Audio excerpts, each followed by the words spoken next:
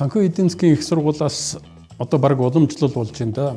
Санхүүгийн элитүүдийн уулзалт зохион байгуулдаг уламжлал маягийн юм одоо болж байгаа. Тэгээ энэ жил 2 дахь удаага энэ уулзалтаа зохион байгуулах гэж байгаа. Тэгэхээр бид нар санхүүгийн элит гэдгийг бас нэг жоохон тодорхойлж өгөх хэрэгтэй байна. Хэнийг хэлээд байгаа юм бэ гэж.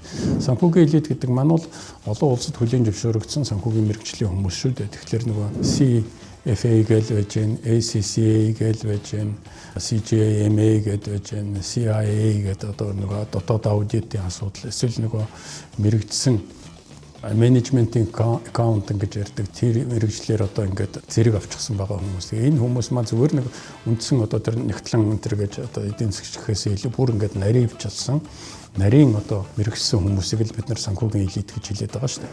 Тэгээ энэ хүмүүс маань бол өнөөдөр үндсэндээ бол аливаа аж ахуйн нэгж байгууллагууд төр бол удирдах төвшөнд нь баг голдуу очижчихсан. Бас тодорхой хэмжээгээр энэ хүмүүсийг үнэлдэг, эрх мэдэл олгодог тийм одоо соёл бий болчиход байна. Тэгээ энэ хүмүүсийн хийдэг нэг үндсэн ажил нь бол одоо үндсэндээ бол тайлан бичдэг тийм ээ.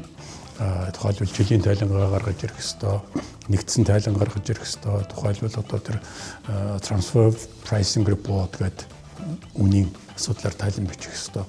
Тэгээ энэ тайлангуудаа бол ерөнхийдөө бол бичээд бас тодорхой хэмжээгээр сурчсан байгаа юм шиг байна. Тэгвэл хөгжил зогсохгүй байнга л урагшилж байдаг болох төр дараагийн одоо шатны тайлангуудыг бичих шаардлага гарч ирж байгаа. Тэгээ энэ хүрээнд дотор бол өнөөдөр хамгийн их яригдж байгаа зүйл бол доктортой хөгжлийн тайлангууд гэж гарч ирээд байгаа. Тэгээ энэ дотроос бол бид нар одоо нэг зүйлийг бүр онцолж үзээд байгаа юм л да. Тэр нь бол юу юм бэ гэхээр бол доктортой хөгжлийн стратеги гэж юу юм. Энийг дагаад гарч ирдэг эрсдэл гэж юу юм бэ?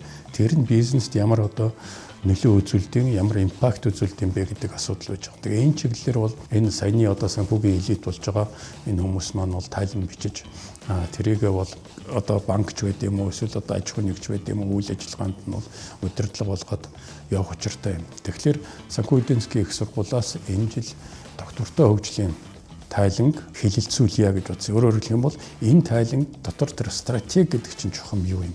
Энэ дотор байгаа тэр эрсдлийн асуудал гэдэг чинь чухам юу юм бэ гэдгийг бол онцгойлон авч үзээд энэ дээр энэ одоо манай санхүүгийн элитийн нөхдүүд маань чухам юуг анхаарах ёстой юм, яаж бичих ёстой юм, ямар асуудлуудыг энэ дээр хөндөх ёстой юм. Тэгээд тэрийгээ цааш нь бизнес дээр яаж буулгах ёстой юм бэ гэдэг асуудлыг л хөндөх гээд байгаа юм л да.